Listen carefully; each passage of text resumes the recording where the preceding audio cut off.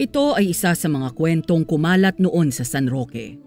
Isang liblib na baryo sa timog at hango ito sa aking tunay na karanasan taong 2004. Hindi lahat ng kagandahan ay dapat lapitan, sapagkat ang bulaklak na pinakamabangong naaamoy ay siya ring may lason sa kanyang talulot. Isa akong estudyante mula sa Maynila na tumungo sa San Roque para lamang sa isang simpleng research. Pero ang natuklasan ko ay higit pa sa inaakala ko.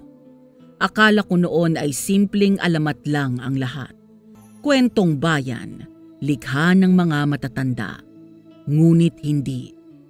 Nang makilala ko si Savannah, ang dalagang kinahuhumalingan ng buong baryo, ay nagsimula ang lahat. Hindi ko alam kung ako'y minahal niya o ginamit. Pero isa lang ang sigurado. Simula nang tumungtong ako sa lugar na yon, ay hindi na ako muling naging katulad ng dati. At ngayon, ikaw na ang huhusga. Hayaan ninyong ibahagi ko ang aking karanasan.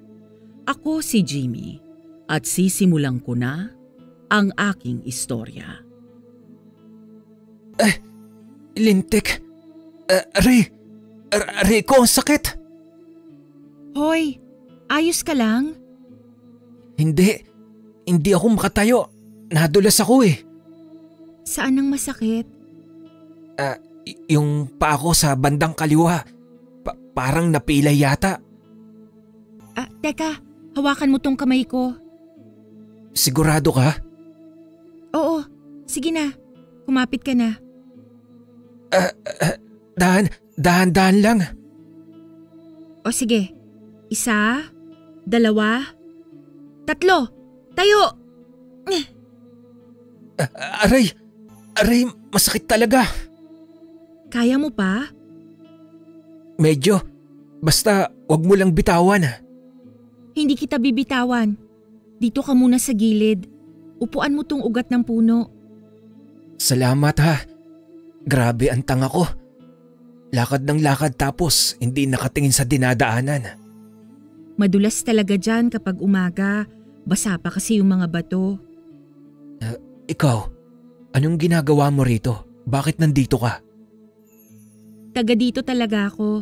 Malapit lang ang bahay namin dito. Taga rito ka pala. Oo.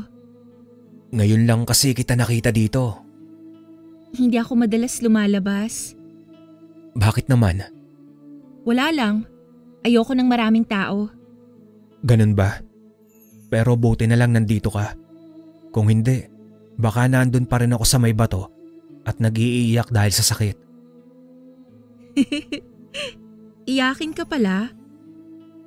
Hindi naman. Pero masakit lang talaga eh. Mahina ka pala?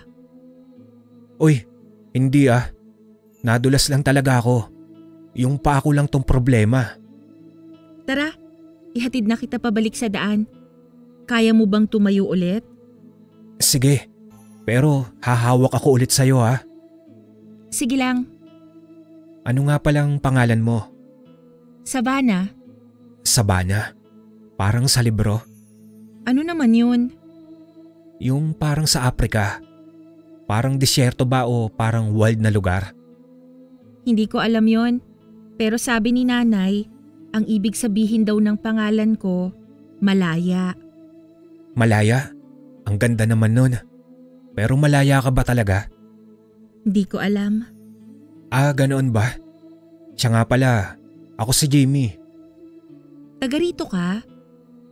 Hindi, galing akong Maynila. Nandito lang ako para sa project namin.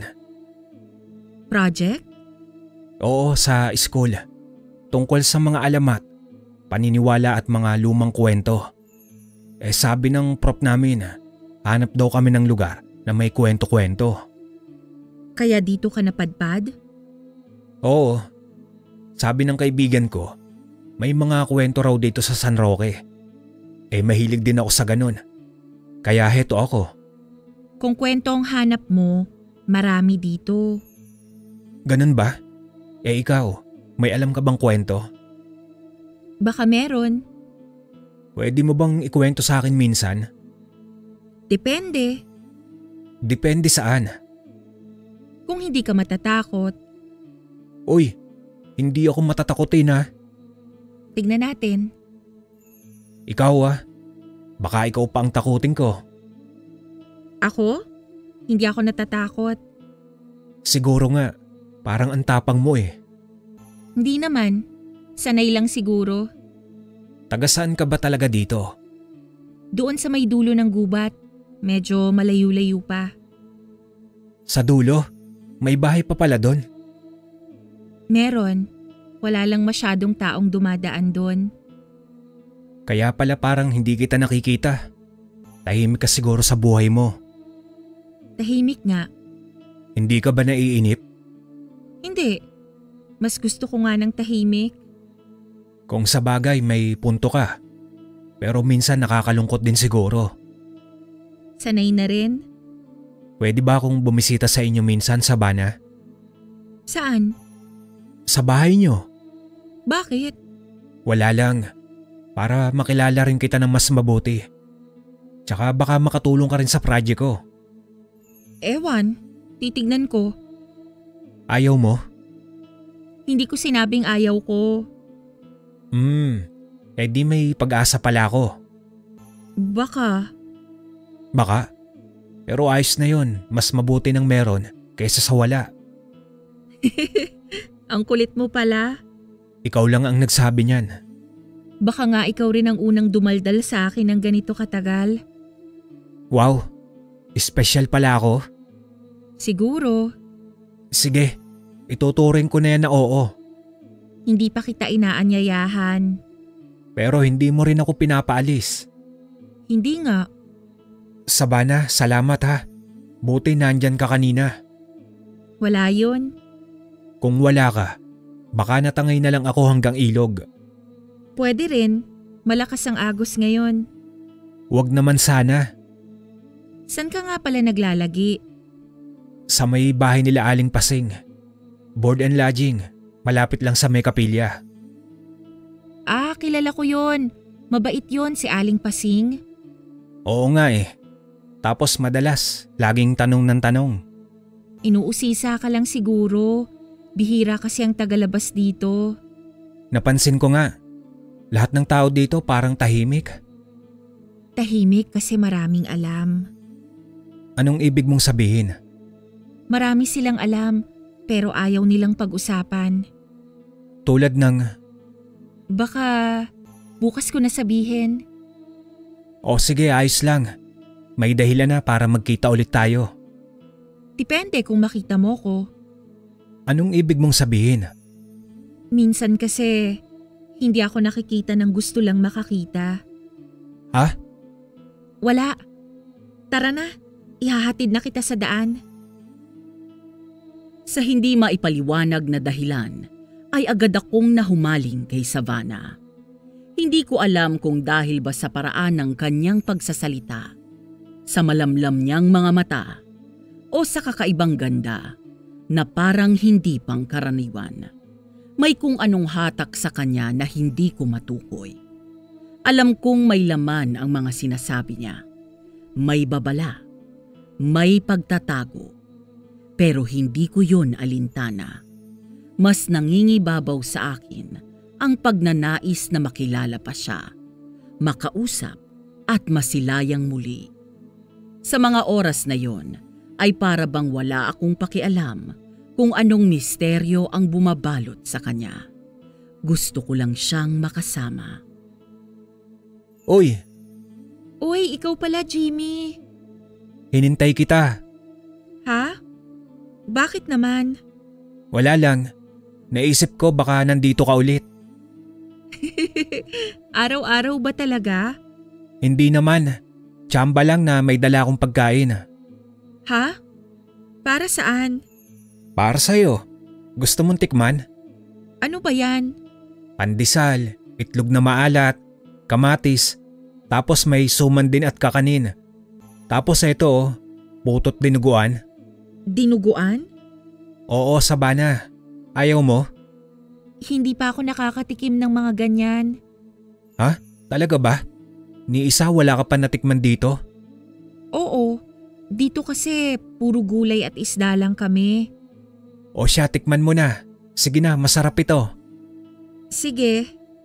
O eto, tikman mo itong puto. Ang lambot. Sarap no? Tapos isawsaw mo dito sa dinuguan. Bakit parang ang alat na may tamis? Ganyan talaga yan. Paborito ko yan. Masarap nga. Ano to? Baka may kung anong sangkap to ha? Wala no? Hindi to gaya ng mga pagkain sa bahay nyo. Ah, Biro lang. O eto pa, itlog na maalat. Kagat ka lang. ang alat. Tapos sabayan mo ng kamatis para may asim. O di ba? Ang sarap. Ngayon lang ako nakatikim ng ganito. Bakit ngayon ka lang nakakain ng mga ito? Hindi kasi bumibili si nanay ng mga ganyan. At saka, hindi rin kasi siya masyadong mahilig sa labas. Ganun ba? Buti na lang talaga at dinala ko to. Oo nga eh. Salamat ha. Walang anuman. Basta sabihin mo lang kung gusto mo pa. Sabihin mo na lang kung kailan ulit. Ganun ka agad? Para makapaghanda ka ulit. Ah, ganun pala ha. Teka nga pala, pwede ba kitang ihatid pa uwi? Wag na. Bakit naman? Malayo, saka hindi ka sanay sa daan. Okay lang. Gusto ko lang makita kung saan ka nakatira. Hindi na nga. Mahirap yung daan. Kahit mahirap, sige lang. Sasama ako. Masukal doon. Makakagat ka ng lamok. May dala akong pamunas. At saka hindi ako allergic sa kagat ng lamok. Maputik doon. Nakatsinelas ako oh. At makikita mo si nanay. Eh ano naman? Basta. Sige na, ihahatid lang naman kita. Ayoko nga. Sige na, isang beses lang. Hindi na ako magpupumilit sa susunod. Sige na nga. Yun, tara na. Dahan-dahan lang ha. Oo naman. Kaliwa tayo dito. Dito? Ang dilim. Ganyan talaga dito. Tahimik, parang walang tao. Wala talaga. Sinong kasama niyo sa bahay? Si nanay lang. Wala kang kapatid? Wala. Ah, anong ginagawa niyo araw-araw? Magtanim, luto, pahinga. Parang nakakainip talaga yan. Hindi naman. Sanay na kami. Ako siguro mababaliw pag araw-araw ganon. Baka nga.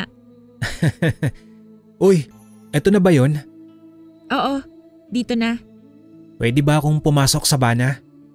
Hintayin mo lang ako dito ha. Bakit? Tatawagin ko muna si nanay. Sige. Nay! Oh, sino yung kasama mo? Si Jamie po, yung nakilala ko sa ilog. Bakit mo dinala rito? Gusto lang raw niya akong ihatid. Dapat hindi ka basta-basta nagdadala ng tao dito. Nay, naririnig niya po kayo. Wala naman po siyang masamang intensyon. Magandang gabi po. Ikaw pala si Jamie. Opo, Kilala ko dito bilang Doray. Taga saan ka? sa Maynila po. Narito lang po ako para sa project namin sa eskwela. Anong klase? Tungkol po sa mga kwento ng mga baryo, alamat at mga lumang paniniwala. Marami kang gustong malaman? Kung maaari po, pero hindi ko naman po kayo istorbohin kung ayaw nyo.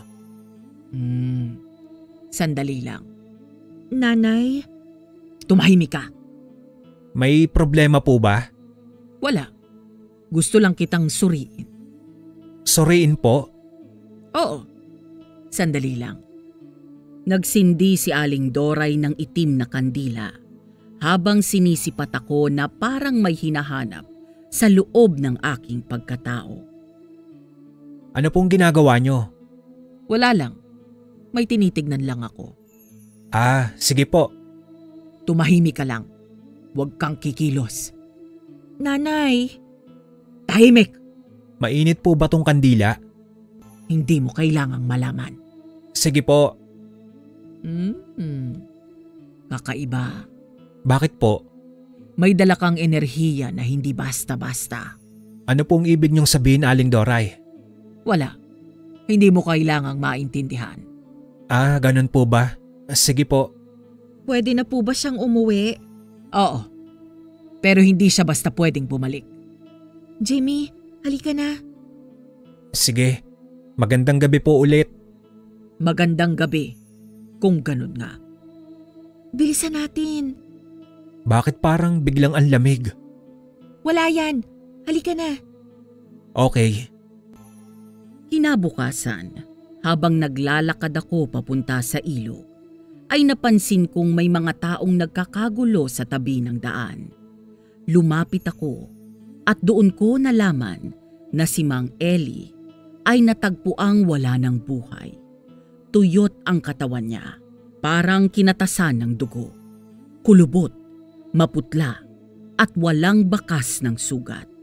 Nakatayo roon si Aling Pasing, nanginginig at tila gulat na gulat. Nilapitan ko siya at tinanong kung ano ang nangyari. Aling Pasing?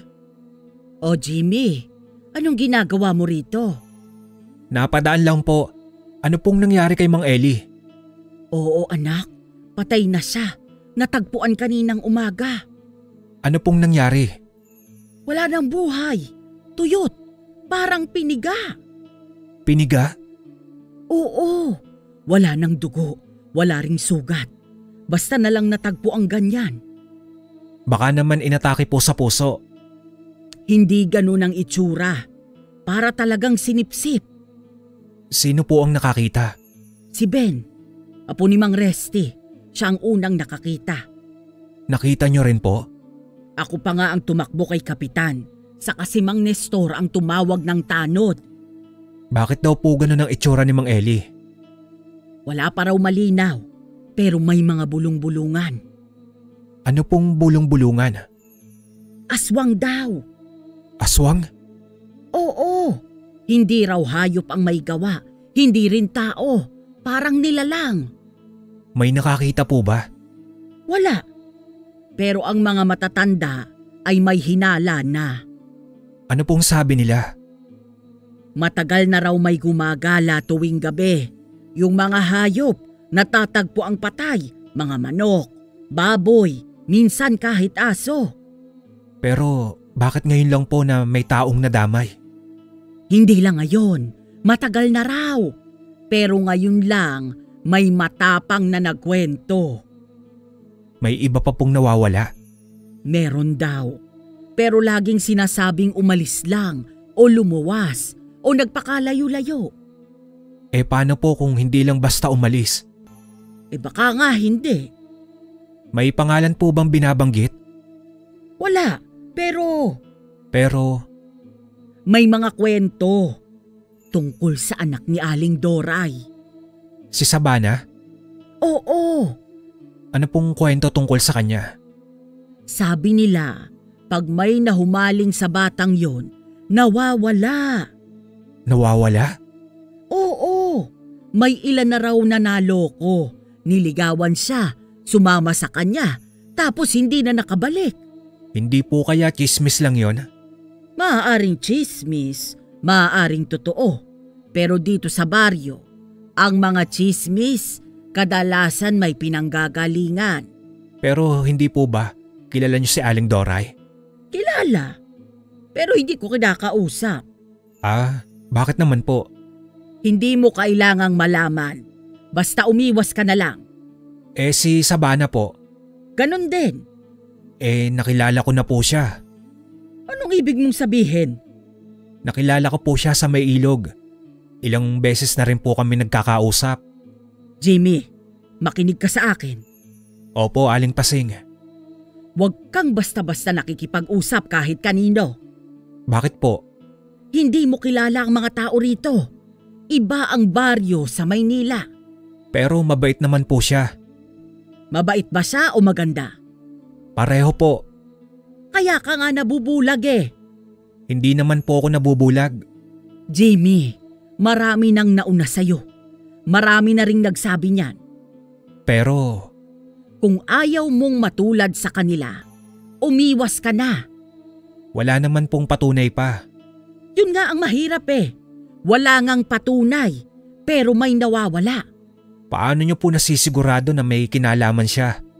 Hindi ko sinasabing siya, pero hindi rin ako nagsasabing wala. Napag-uusapan din po ba yan sa barangay? Tahimik ang mga tao. Walang gustong magsalita. Natatakot. Sa kanya po ba o kay Aling Doray? Hindi lang sa kanya, kung ano pa ang nasa bahay nila. Ano pong ibig niyong sabihin? May mga bagay na hindi natin dapat pinapakialaman. Pero Aling Pasing, kailangan ko po ito sa project ko. Mas mahalaga pa ba ang project mo kaysa sa kaligtasan mo? Hindi po, pero baka makatulong din po yung malaman ng totoo. Walang nakakaalam ng totoo. Lahat puro haka-haka. Lahat takot. Wala po bang nagtangkang mag-imbestiga? May mga nagtangkang magsaliksik pero hindi na bumalik. Mga taga rito rin po? May taga rito, may taga labas. Pare-pareho lang ang kinahinatnan. Kung ganon, mas lalo akong naging interesado. Anak, hindi laro ang mga ganitong bagay. Opo, kaya po maingat ako. Hindi sapat ang pagiging maingat. Kailangan mong matutong umiwas. Sige po, makikinig po ako. Pangako. Opo, Aling Pasing. Pero may huling tanong po ako. Ano? Kung sakaling totoo nga po, ano pong kailangan kong bantayan? Una, huwag kang lalapit sa bahay nila. Pangalawa, huwag kang magpapalapit. Pangatlo, huwag kang magtitiwala sa maganda lang ang muka. Paano kung hindi na ako nakalayo? Kung ganon, ipagdasal mo na lang na makaligtas ka. Ganon po ba talaga kalala? Hindi mo maiintindihan hanggat hindi mo nasusubukan. Sige po, maraming salamat, Aling Pasing. Jimmy, Po, alam kong mabait kang bata. Huwag mong hahayaan na yon ang gamitin sa'yo. Mag-iingat ka. Nawindang ako sa mga sinabi ni Aling Pasing. Parang sumabog sa loob ng utak ko ang lahat ng babala at kwento. Si Savannah, si Aling Doray at ang mga nawawalang lalaki. Naguluhan ako. Nagsimula akong magdalawang isip kung tama pa bang lapitan ko siya, kausapin siya at hanapin siya. Pero sa kabila ng lahat ng yun, ay mas malakas pa rin ang hatak niya sa akin. Hindi ko siya maalis sa isip ko. Pero nang gabing yun din, ay nagpakita siya sa panaginip ko. Savannah, ano yung suot mo? Bakit ka nakapulang saya? Anong ginagawa mo? Tumigil ka na, Savannah. Bakit may mga tao sa puno? Bakit sila nakabitin? Tumingin ka sa akin, Savannah. Pakiusap, sagutin mo ko, Savannah. Nakasuot si Savannah ng pulang saya. Sumasayaw sa apoy habang may mga lalaking nakabitin sa puno. At kahit anong tawag ko sa kanya, ay tila hindi niya ako naririnig o nakikita. Hanggang sa magising na lang ako mula sa bangungot na yon. Panaginip lang pala. Saglit pa ay may biglang kumatok. Umaga na pala. Sino yan? Ako to, Jimmy.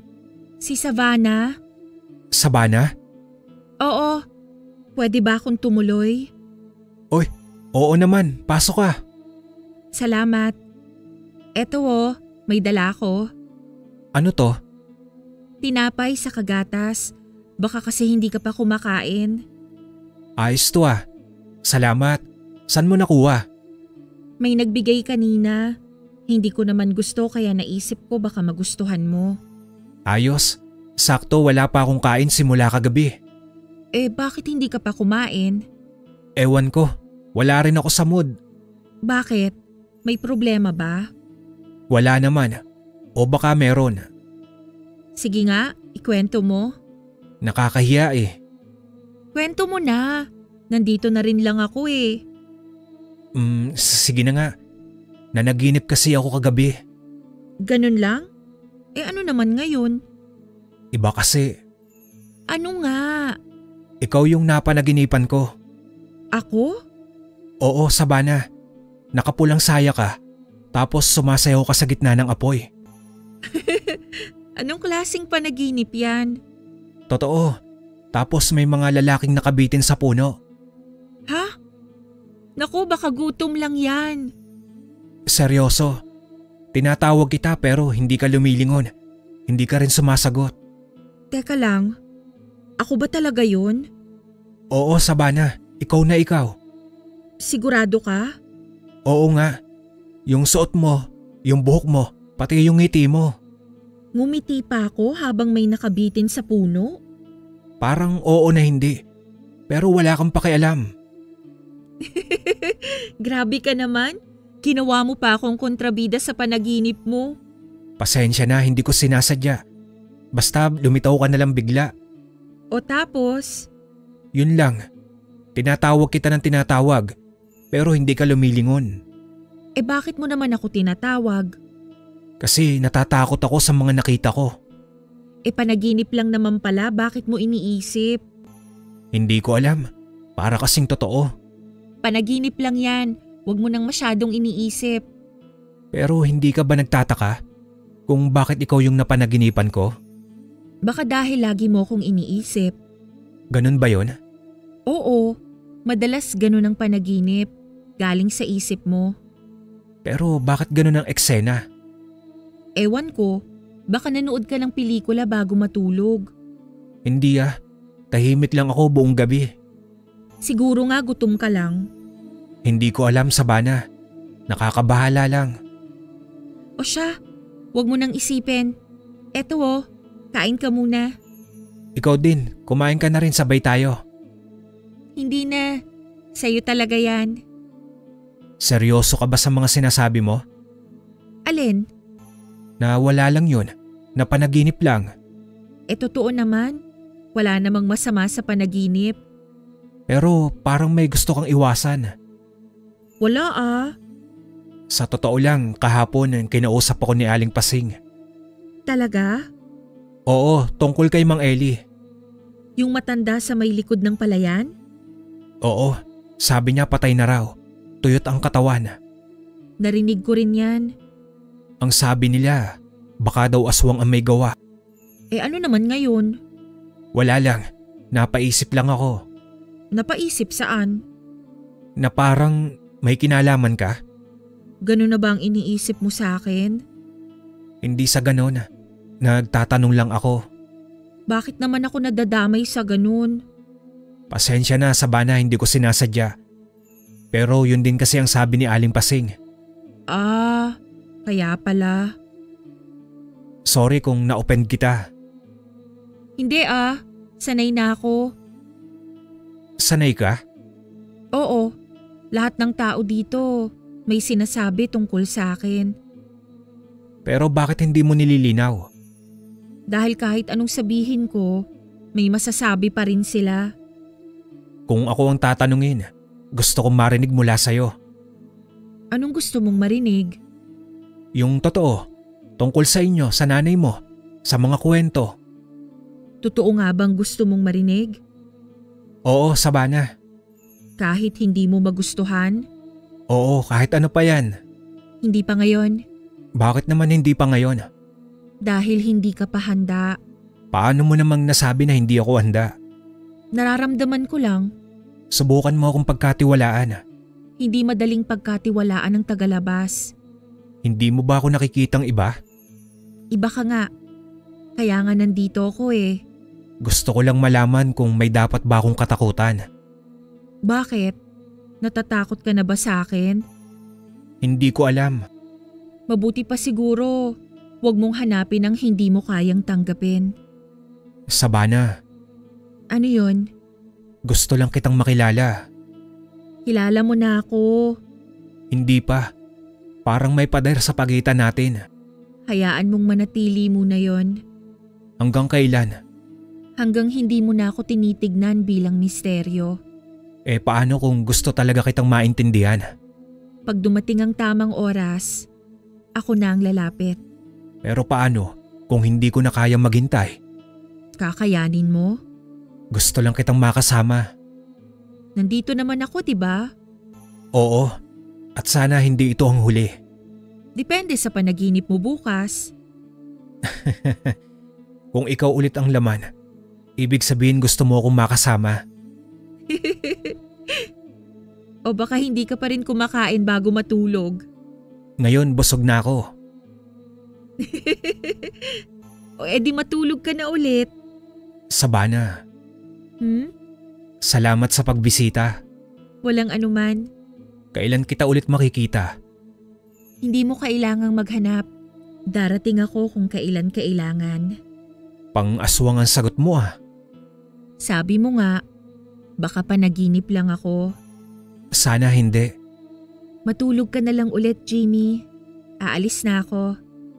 Gusto mo ba ihatid ulit kita? Naaalala mo naman ata yung sinabi ni nanay, hindi ka na pwedeng makabalik dako sa amin. Oo nga pala. Sige na nga, ingat ka pag uwi. Gustuhin ko mang tanungin si Savannah kung bakit ayaw na akong pabalikin pa ng nanay niya sa kanila. Ay pinili ko na lamang kimkimin ang mga katanungang yon.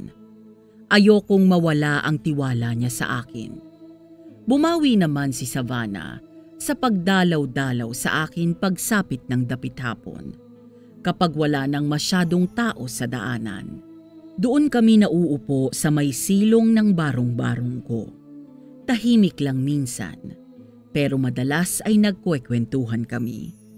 Naging malapit kami sa isa't isa at unti-unti ay nagsimulang magbukas si Savannah.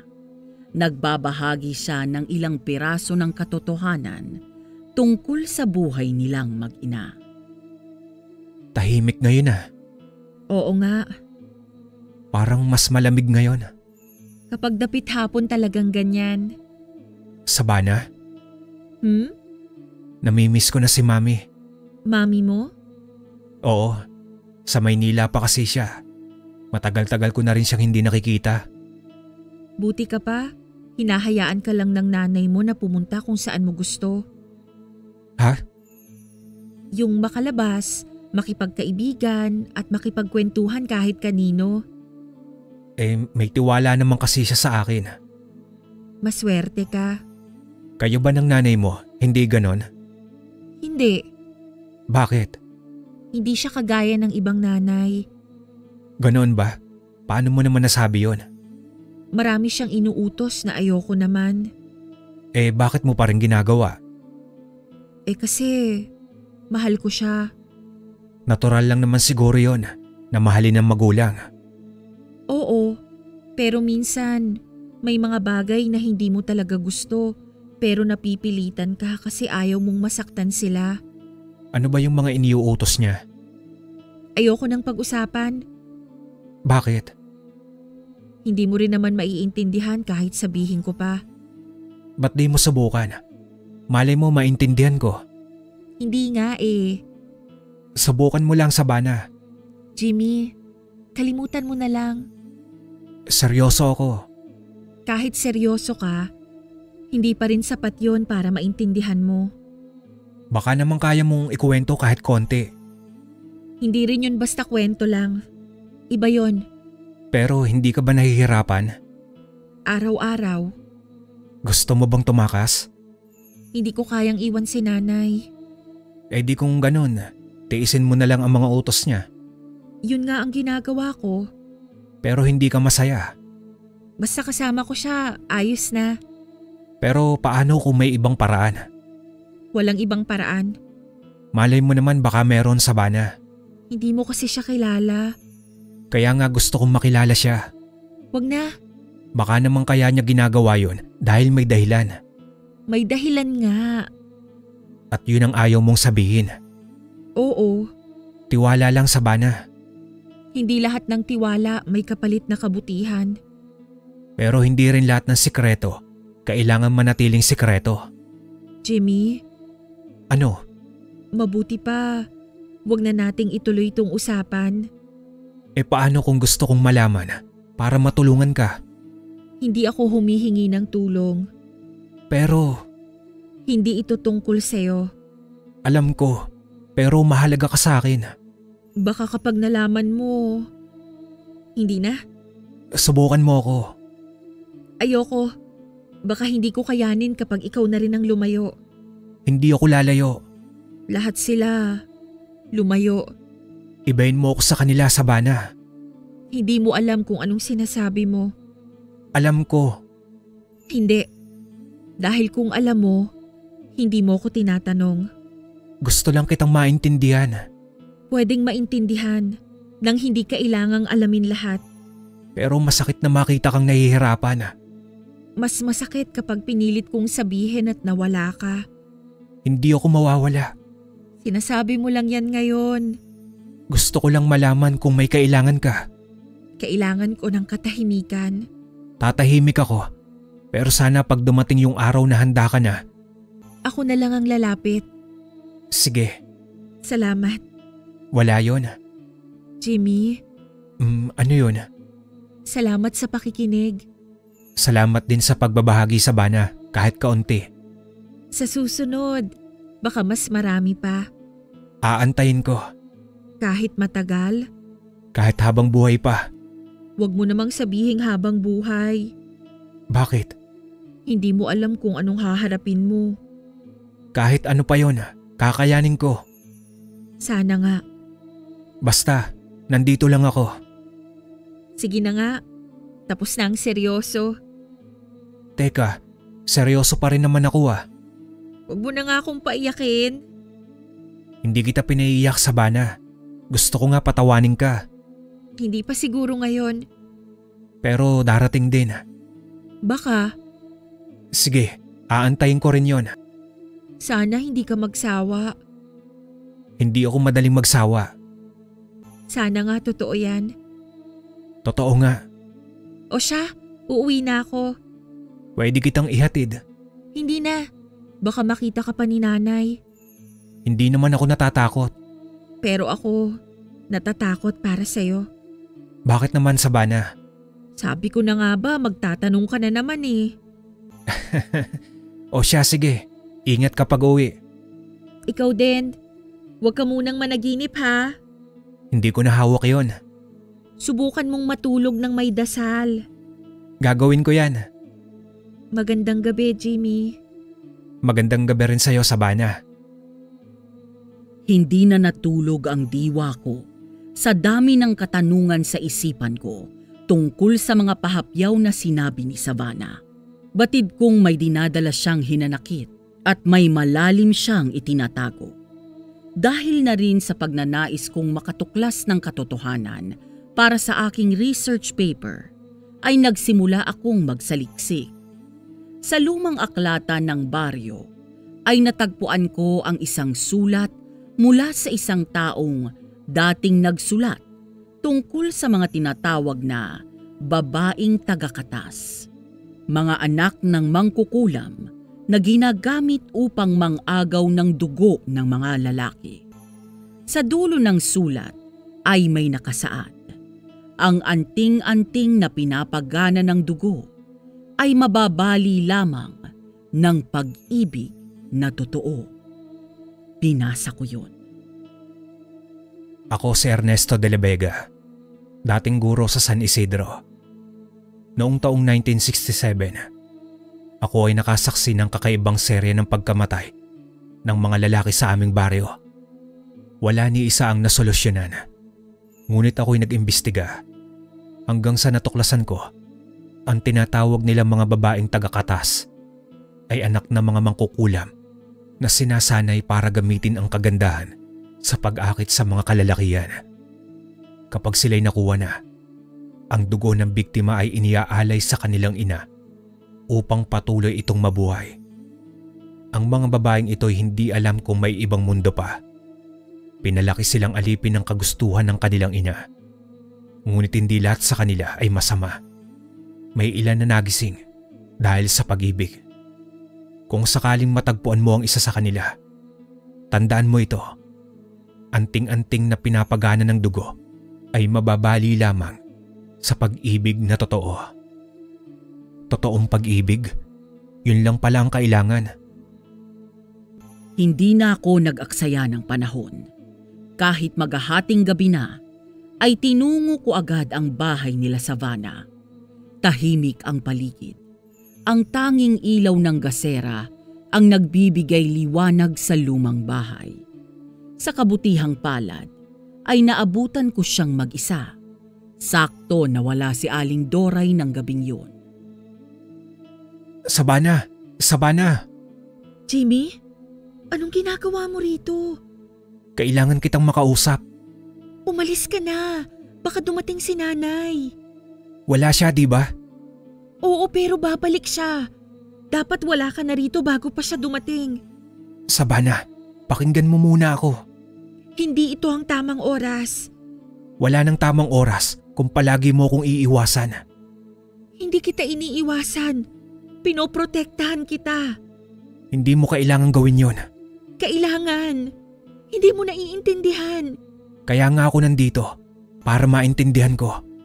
Para malaman kung totoo ba ang lahat ng naririnig ko. Anong narinig mo?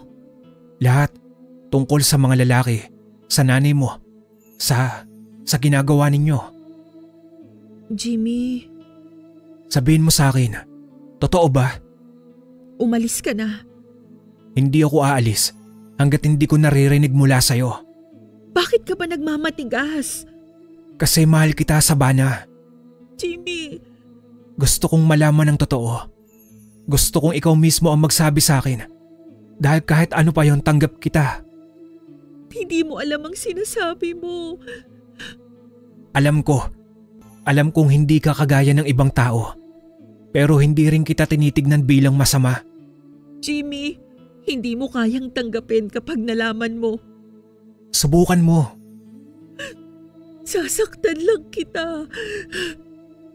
Alam ko hindi mo ako kayang saktan. Pero kaya ko. Kaya kong gawin yon kung iutos ni nanay. Pero hindi mo ginagawa, di ba? Hindi pa. Pero darating ang panahon na baka wala na akong magawa. Kaya nga sumama ka na sa akin. Magtana na tayo. Umalis tayo rito. Magpakalayo-layo tayo.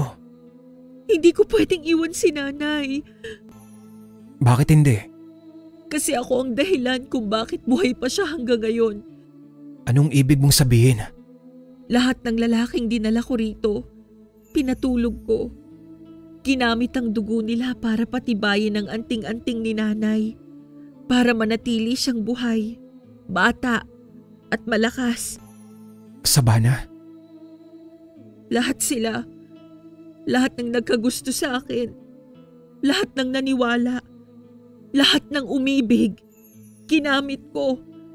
Pero ako? Ikaw lang ang hindi ko kayang saktan. Bakit? Kasi ikaw lang ang totoo kong minahal. Savannah? Gusto kong maging normal, Jimmy. Gusto kong mabuhay bilang ako, hindi bilang anino ng nanay ko. Pwede tayong magsimula. Tayong dalawa lang. Paano kung hanapin niya ako? Tatakas tayo. Pupunta tayo sa lugar na hindi niya alam. Walang may alam. Hindi siya titigil. Gagawin niya ang lahat para maibalik ako. Hindi ko siya hayaang kunin ka ulit. Masyado kang mabait. Hindi.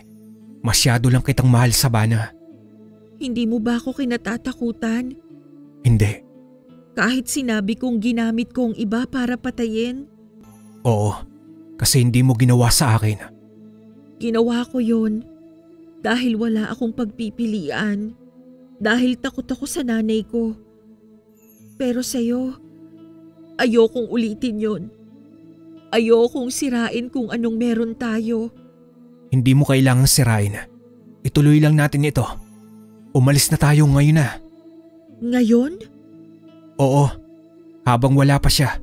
Habang may pagkakataon pa. Wala akong dala. Wala akong gamit. Wala tayong kailangang dalhin, kundi ang isa't isa. Sigurado ka ba sa akin? Oo, Savannah. Buong buo na ang loob ko. Paano kung hindi ko kayanin ang buhay sa labas? Kasama mo ko. Hindi kita pababayaan. Kung totoo nga yung sinasabi mo. Totoo ang lahat ng sinasabi ko sa'yo, Savannah. Sige. Talaga? Sumasama ka na? Oo. Huwag na tayong mag-aksaya ng panahon. Halika na. Jimmy, Bakit? salamat. Ako ang dapat magpasalamat dahil naging totoo ka na sa akin sa wakas. Huwag mo akong bibitawan ha. Kahit kailan. Savannah, Nay? anong ginagawa mo rito kasamang lalaking yan? Nag-uusap lang kami. Hindi mo ba ako naririnig kapag sinasabi kong huwag mong ilapit ang sarili mo sa mga gaya niya? Hindi ko na kaya, Nay. Anong hindi mo kaya? Ha? Yung sumunod sa akin? Yung tungkulin mo? Hindi ko ginustong gawin lahat yon. Ginawa mo dahil kailangan. Para sa akin. Para sa ating dalawa. Para sa'yo lang, Nay. Hindi mo naman ako tinanong kung gusto ko. Dahil bata ka pa lang, alam mo na kung saan ka nararapat. Anak kita. Ako ang may alam kung anong makakabuti sa'yo. Makakabuti? Ganyan ba ang makakabuti? Gagamitin ang damdamin ng iba? Kakatasan ng dugo? Huwag mong kalimutan kung bakit tayo buhay ngayon. Huwag mong kalimutan kung sinong nagpalaki sa'yo. Alam ko kung sino ka, Nay. Pero hindi ibig sabihin nun, susunod na lang ako habang buhay. At anong balak mo ngayon? Tumakas kasamang lalaking yan? Iiwan mo ko?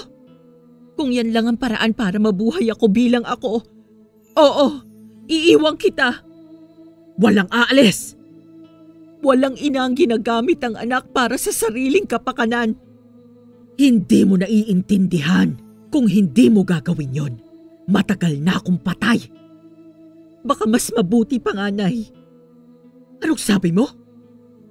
Baka mas mabuti pa kung natapos na lahat to noon pa at hindi mo ako ginawang kasangkapan.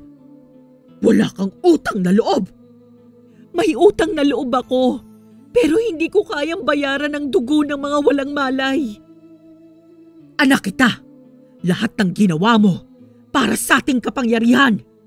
Hindi ko kailangan ng kapangyarihan, Nay. Kailangan ko ng buhay na totoo. Buhay na totoo?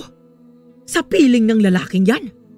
Wala kang mapapala dyan kundi kahirapan. Mas gugustuhin ko pa yon kesa sa kadilimang pinalaki mo sa akin.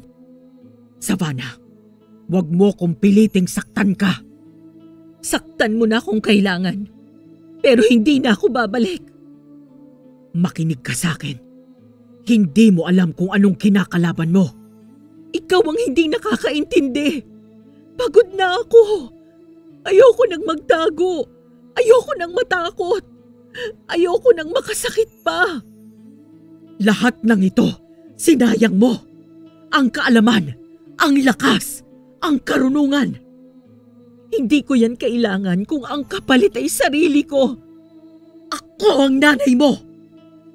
At anak mo pa rin ako, kahit hindi na ako susunod sa'yo. Magsisisi ka.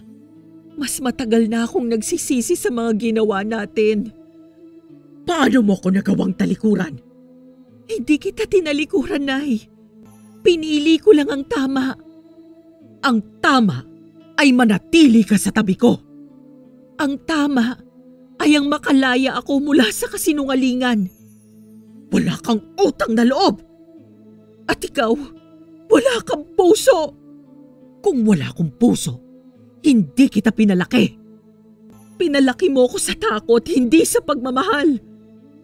Lahat ng ginawa ko dahil mahal kita. Kung ganun, pakawalan mo ko. Hindi kita kayang mawala.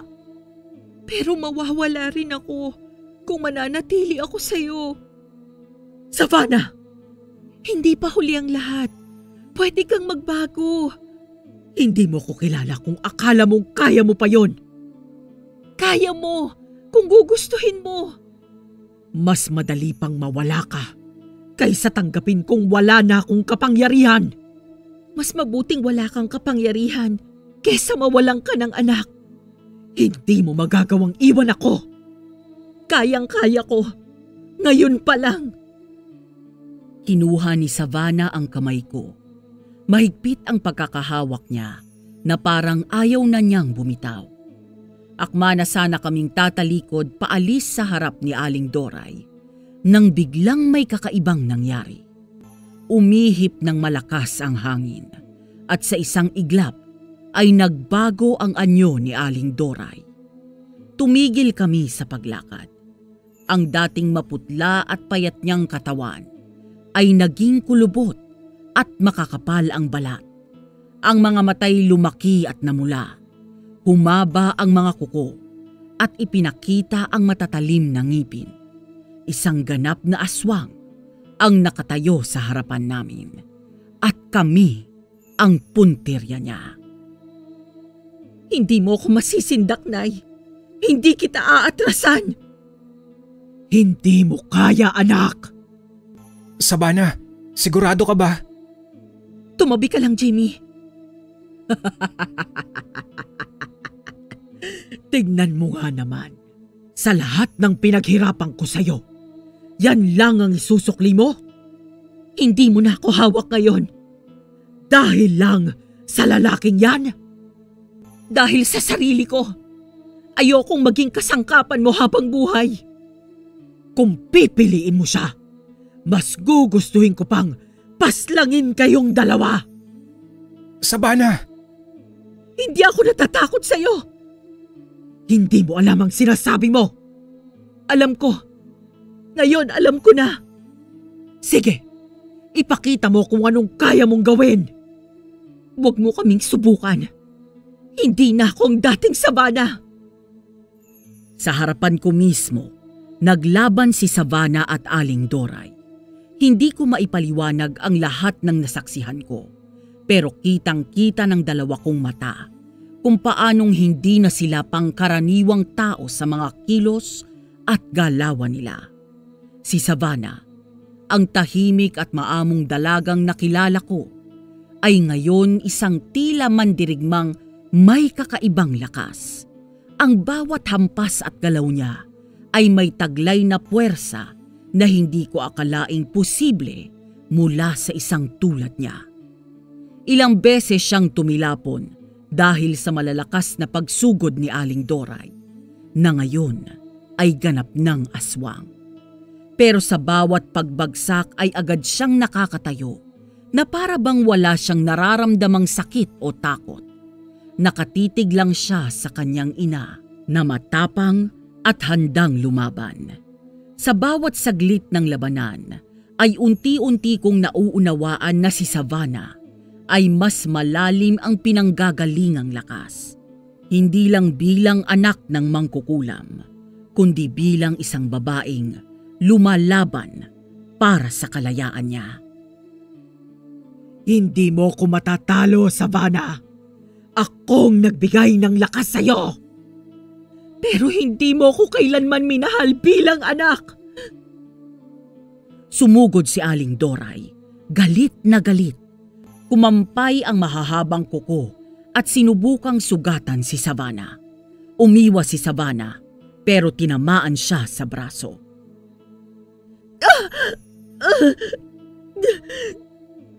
Masakit, di ba? Masakit mawala ng tiwala. Mas masakit pag ginagamit ang pagmamahal bilang tali. Sumugod naman si Savannah. Mabilis, sinuntok si Aling Doray sa sikmura. Napaatras si Aling Doray, ngunit agad gumanti. Sinabunutan niya si Savannah at ibinagsak sa lupa. Wala kang laban sa akin. Ako ang nagpamana ng lakas mo. Kaya nga alam ko rin ang kahinaan mo. Binato ni Aling Doray ng itim na alikabok si Savannah, sakto sa muka. Napaatras si Savannah at dumugo ang ilong. Dumilat siya ng mariin at nilampasan ang hapdi. Hindi na ako magpapagamit sa inyo! Nagliyab ang mga palad ni Savannah. Sumambulat ang liwanag mula sa kanyang pulso. Tumilapon si Aling Doray sa hangin.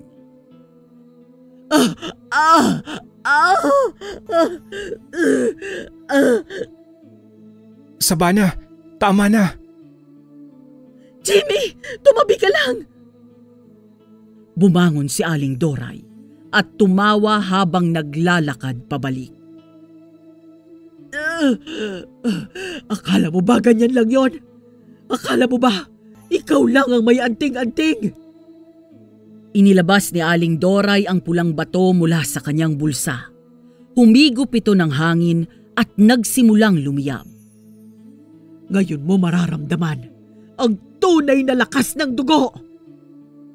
Pumunit ng hangin ang sigaw ni Aling Doray. Biglang nagdilim ang paligid. Ang lupa'y lumindol ng bahagya. Muling sumugod si Aling Doray. Sinakal si Savannah at itinaas sa ere. Tingnan mo ang sarili mo. Isang mahina. Isa ka lang kasangkapan. Hindi ako kasangkapan! Kumagat si Savannah sa braso ni Aling Doray. Nakawala sa pagkakasakal at gumulong palayo. Humabol si Aling Doray, ngunit sinipa siya ni Savannah sa muka.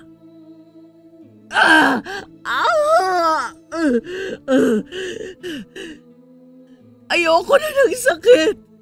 Tama na. Nagpalitan sila ng suntok, halinhinan. Si Savannah'y tumatama ngunit mas marami siyang tinatanggap. Nagdudugo na ang kanyang bibig at nanginginig ang tuhod. Savannah, umalis na tayo. Tama na yan. Hindi pa pwede, Jimmy. Kailangan ko siyang harapin. Kailangan mong matalo. Biglang sumambulat si Aling Doray ng kulam mula sa kanyang bibig. Itim na usok na parang alon. Tinamaan si Savannah at bumagsak. Nanghihina na siya. Diyan ka na lang, anak. Diyan ka na mamamatay. Habang papalapit si Aling Doray, ay pinilit bumangon ni Savannah. Nanginginig ang kanyang katawan. Hindi pa tapos. Tapusin mo na lang ang sarili mo. Hindi ako magpapatalo sa'yo. Nagdikit ang palad ni Savannah. Pumikit at nagsimulang umilaw ang kanyang katawan. Nagulat si Aling Doray. Anong ginagawa mo? Itong hindi mo naiintindihan, Nay. Tigilan mo yan! Na ang totoo kong lakas ay hindi galing sa anting-anting, kundi sa pag-ibig. Sumambulat ang liwanag mula sa katawan ni Savannah. Napaatras si Aling Doray at napaso sa lakas ng ilaw. Hindi! Hindi totoo yan! Totoo! Dahil may nagmamahal sa akin ng totoo! Biglang napaatras si Aling Doray at nagsimulang manginig ang kanyang katawan. Nasisira ang balat niya at lumalabas ang tunay niyang anyo. Mas matanda, tuyot at uugod-ugod. Hindi! Savannah! Anak! Patawad, Nay. Pero hindi na kita kayang sundin. Itinaas ni Savannah ang kamay at sa huling sigaw ay isang matinding liwanag ang lumabas mula sa kanyang palad at tumama kay Aling Doray. Napasigaw ito.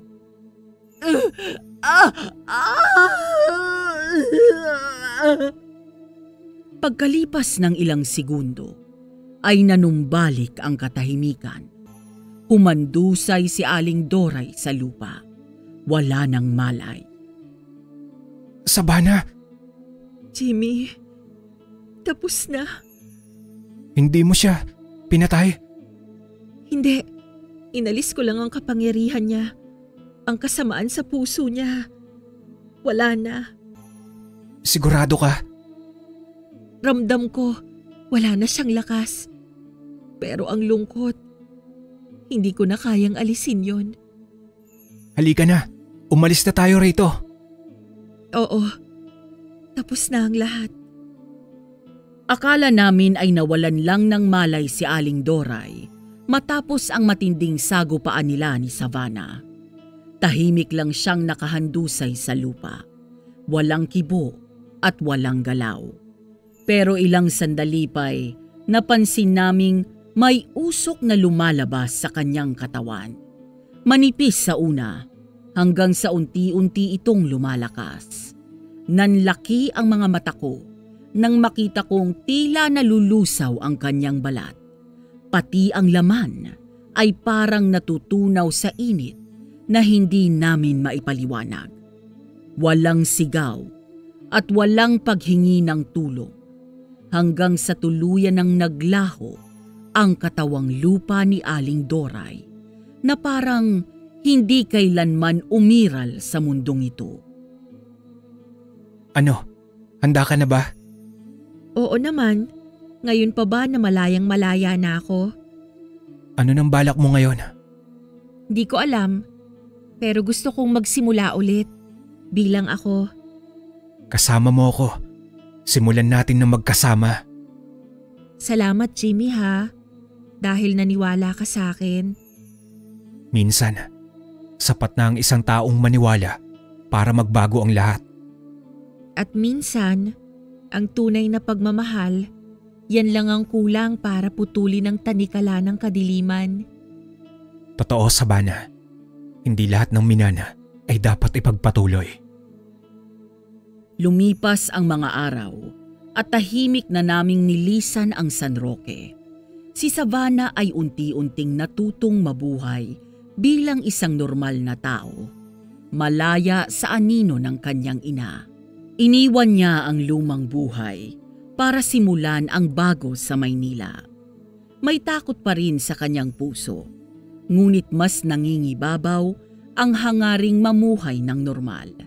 May mga oras na sinasariwa ko pa rin ang lahat ng aking nasaksihan at ang babaeng dati halimaw sa paningin ng iba, ngayoy naging taong minamahal ko. Hanggang dito na lamang po ang aking kwento. Naway nagustuhan ninyo at kinapulutan ng aral. Lubos na gumagalang, Jimmy.